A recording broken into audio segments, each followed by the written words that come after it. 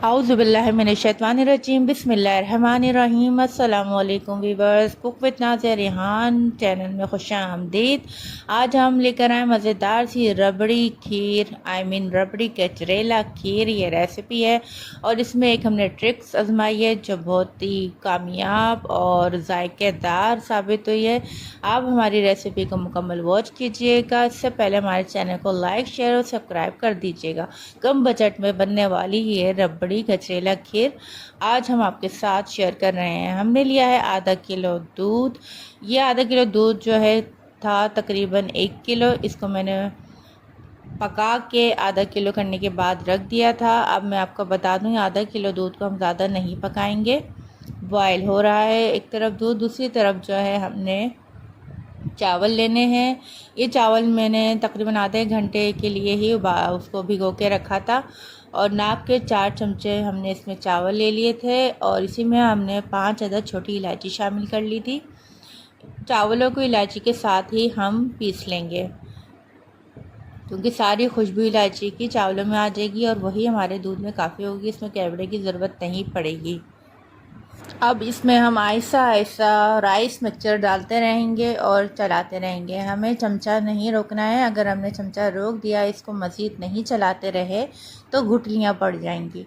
इसलिए हम थोड़ा थोड़ा डाल के इसको चलाते रहेंगे। आपके सामने आप देख सकते हैं किस तरीके से मैं थोड़ा थोड़ा करके इसके अंदर राइस पाउडर जो पिसा है इलायची के साथ वो डाल रही हूँ। इसको हम जब तक पकाएंगे जब तक हमारे चावल जो हैं वो कुक नहीं हो जाते, मतलब फूल नहीं जाते। फिर उसके बाद हम इसमें ऐड कर लेंगे गाजर। गाजर मैंने इसमें ली हैं 2 मीडियम साइज़ की गाजर थी।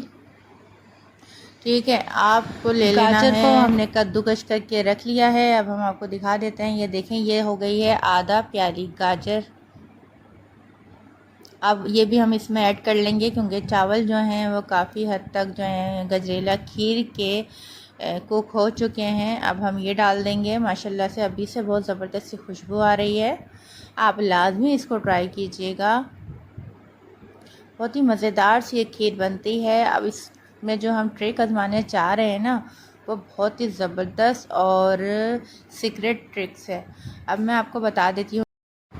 अक्सर आपने रेसिपीज़ में देखा होगा कि लोग जो हैं वो बहुत अच्छी तादाद में दूध लेते हैं, उसको इतना पकाते हैं कि जब वो उसका कलर येलो सा हो जाता है।